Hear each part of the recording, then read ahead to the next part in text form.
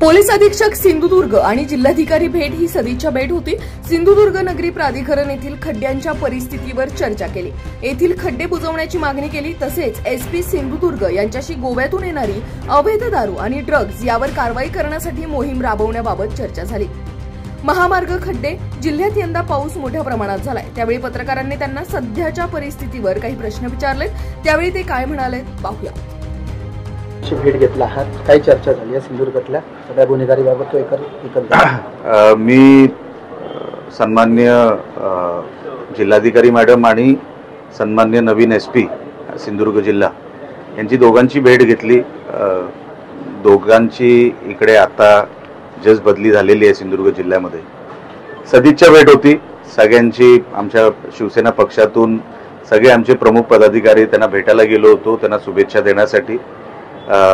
Collector मॅडमशी बोलता बोलता आज काय जास्त लेखी दिलं नव्हतं, पण प्राधिकरणाच्या खड्ड्यांसंदर्भात आणि जी खड्ड्यांची परिस्थिती आहे ती लवकरात लवकर प्राधिकरणाच्या हद्दीमध्ये जेवढे आहेत ते लवकरात लवकर त्याचं काम झालं पाहिजे असं मी त्यांना सांगितलं।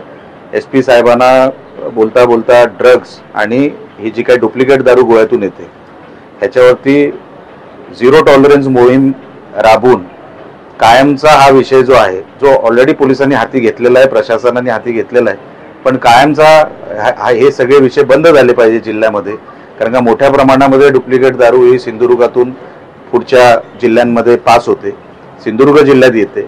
ड्रग्सचा पण व्यापार मोठ्या प्रमाणामध्ये सिंधुदुर्गात एक मोठं नेक्सस चालू आहे असं दिसतंय।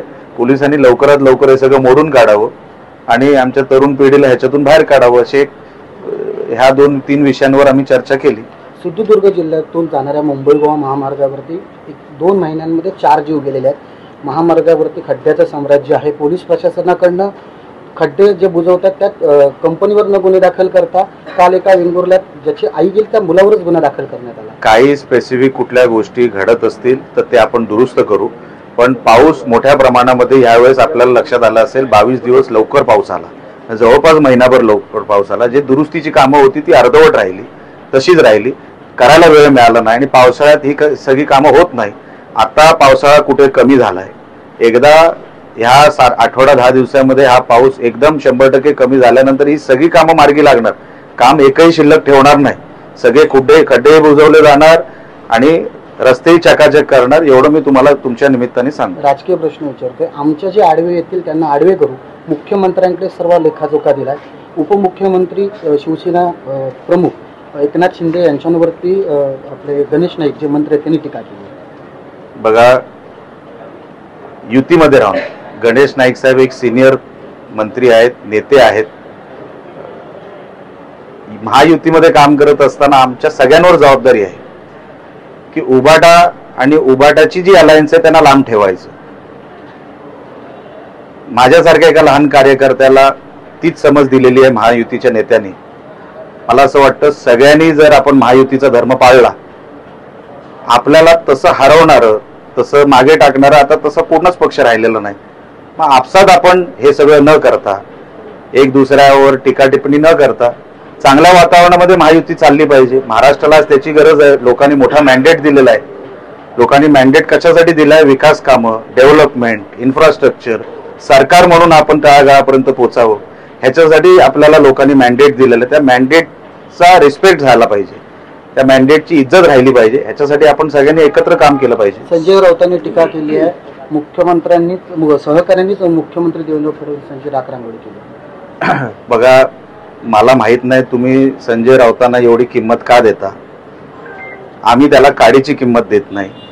कोणाची राख रांगोळी झाली आहे हे 2024च्या निवडणुकीमध्ये महाराष्ट्र जनतेने दाखवलं ना। कोणाची राख रांगोळी झाली, कोणाचा बाजार उठला? संजय राऊत जिथे राहणार त्यांचा बाजार 100% उठणार, त्यांची राख रांगोळी 100% होणार। दुसऱ्यांची राख रांगोळी काढायला जाऊ नको, पहिलं स्वतःचं बघ।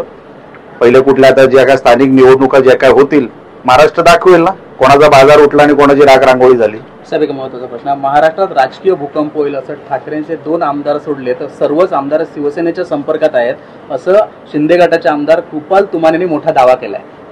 आहेच, खरंच आहे, खरंच आहे। महायुतीमध्ये छगन भुजबळ मंत्री आहेत, मात्र हेच छगन भुजबळ मराठ्यांना आरक्षण जाहीर झाल्यानंतर बैठकांना गैरहजेरी दाखवतात. बघा भुजबळ साहेब काय भूमिका घेत आहेत, हे भुजबळ साहेब एक मोठे नेते आहेत. त्यांच्यावर कुठल्या बैठकीना काय त्यांचं मुख्यमंत्र्यांशी बोलणं होत आहे, कारण का कॅबिनेटमध्ये बैठकीला न जाणं किंवा जाणं हा कॅबिनेटचे जे काही प्रमुख आहेत म्हणजे मुख्यमंत्री त्यांच्याशी ते चर्चा करत असावेत असं माझी समज आहे. मी काय कॅबिनेटमध्ये जात नाही, मी काय मंत्री नाही, पण जे काही विषय आहेत ओबीसी समाजाचे आणि मराठा समाजाचे मुख्यमंत्री आणि सगळं मंत्रिमंडळ बसून त्याच्यावरती मार्ग काढणारच आहे. म्हणून जास्त वेळ हा राग राहील असं वाटत नाही. साहेब जरांगे पाटील असं म्हणतायत जर असला राग तर जरांगे पाटील असं म्हणतायत जर मला आरक्षण मिळालं नाही तर मुंबईकरांचं दूध भाजीपाला सगळं बंद करेल असं आदेश दिला. मी असं कुठलंही स्टेटमेंट त्यांचं बघितलेलं नाही. कालपर्यंत मी त्यांचे स्टेटमेंट बघितले वाचले. असं कुठे तुम्ही म्हणताय असं कुठलंही स्टेटमेंट तुम्ही कुठून तयार केलं मला माहित नाही. ते काय म्हणाले पाहूया.